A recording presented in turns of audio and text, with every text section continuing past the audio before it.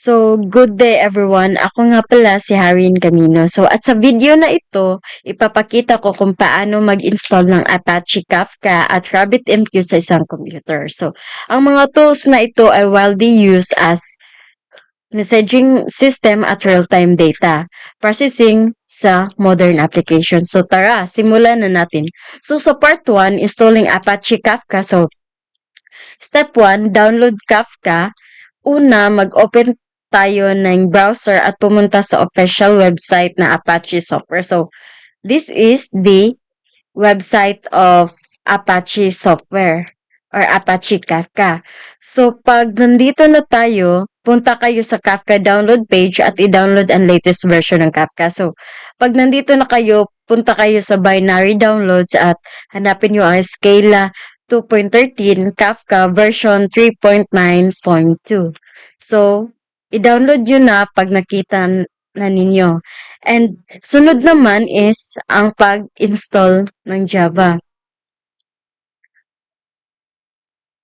So, sa step 2 is install Java. So, bago patakbuhin ang Kafka, siguraduhin muna na naka-install ang Java sa iyong system dahil required ito ng Kafka. So, para i-check, buksan ang command prompt at i-type ang Java version.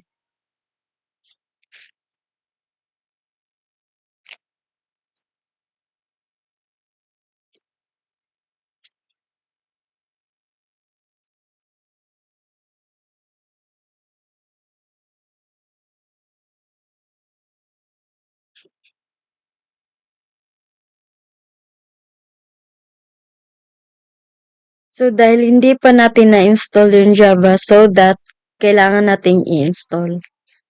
So, punta tayo sa downloads at i-install muna ang Java.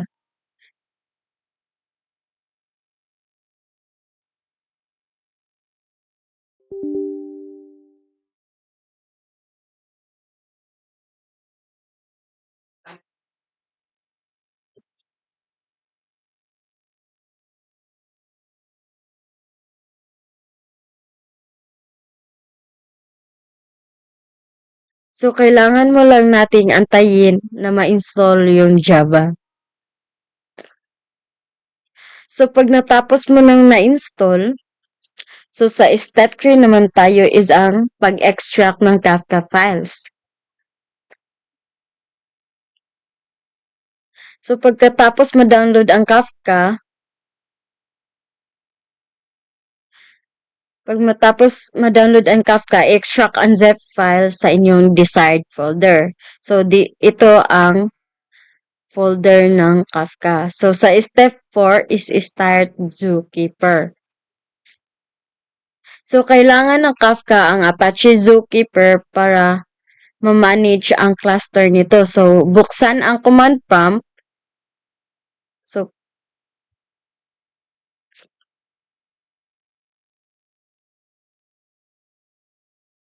buksan ang command prompt at pumunta sa Kafka folder at i-run ang command na ito.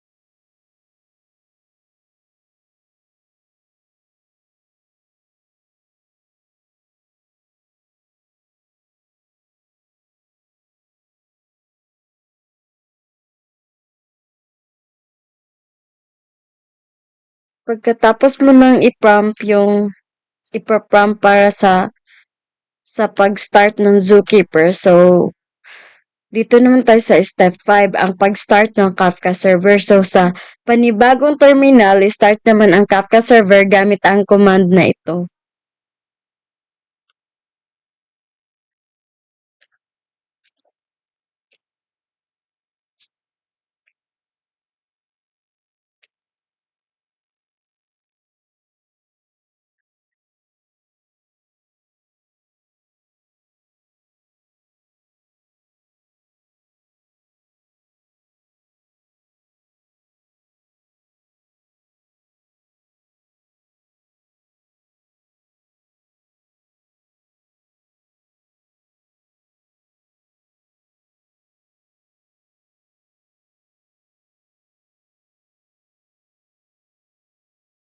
So pag natapos mo nang i-type yung ipa-prompt is iparun mo naman.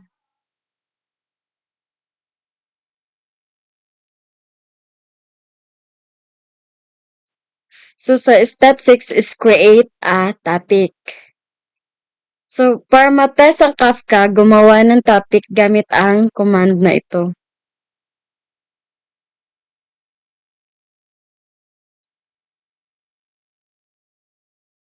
Or it depends to you because ito ay pwedeng optional lamang.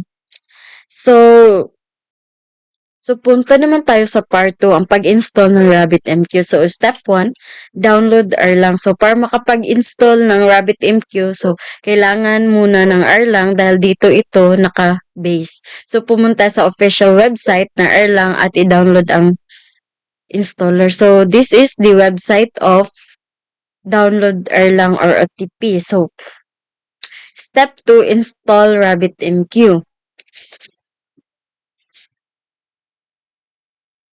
RabbitMQ. So,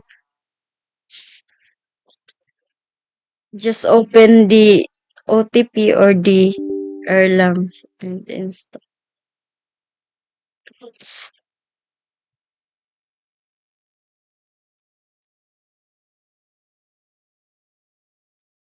So, kailangan mo lang mag-antay na ma-install yung Erlang OTP.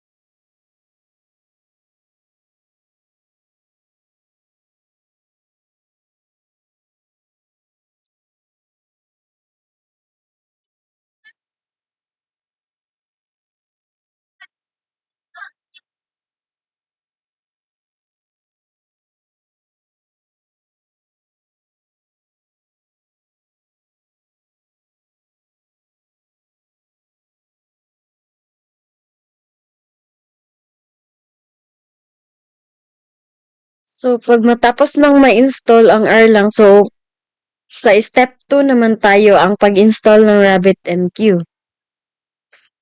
So, sunod pumunta sa official website ng RabbitMQ at i-download ang RabbitMQ at i-run ang installer at sundin lang ang setup instructions. So, ito ang website ng RabbitMQ and this is the download link. So, sa step 3, enable management plugin. So, pagkatapos ma-install or mabuksan, so, i-install muna natin itong RabbitMQ.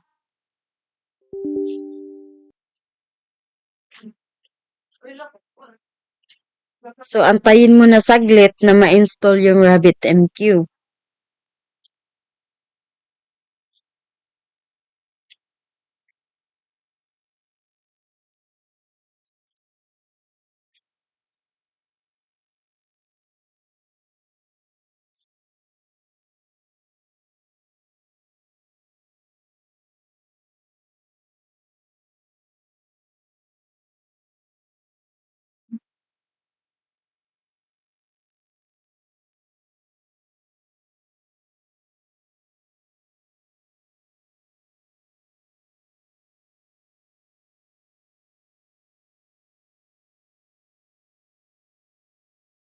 So pagkatapos ma-install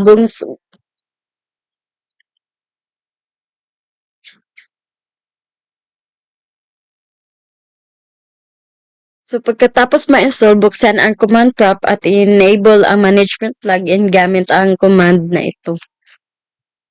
Punta tayo sa search bar at i-type natin ang RabbitMQ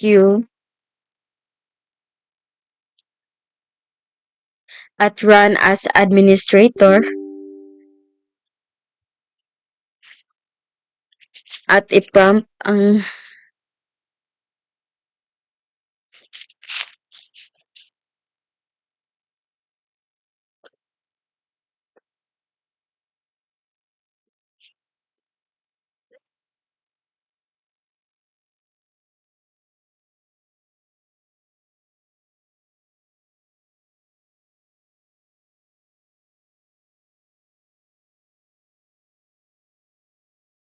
at saka pag nalagay mo na yung ipa-prompt is click enter.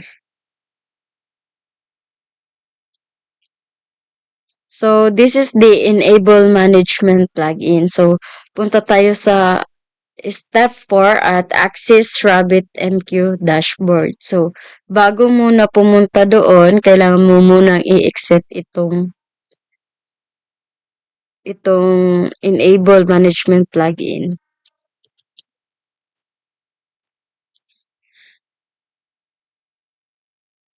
So, proceed sa Access RabbitMQ dashboard. So, ngayon mag-open tayo ng browser at pumunta sa localhost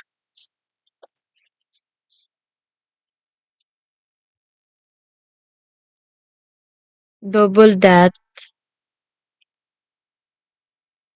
5672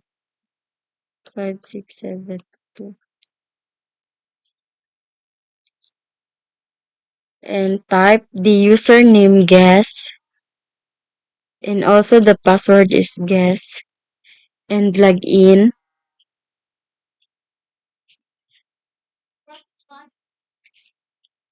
So, dito makikita mo na ngayon ang RabbitMQ dashboard. So at ayan, successfully na nating na-install ang Apache Kafka at RabbitMQ. So, ang mga tools na ito ay mahalaga sa pag-handle ng messaging at data streaming sa modern system. So, maraming salamat sa panunood at don't forget to like, share, and subscribe. And that's all. Thank you.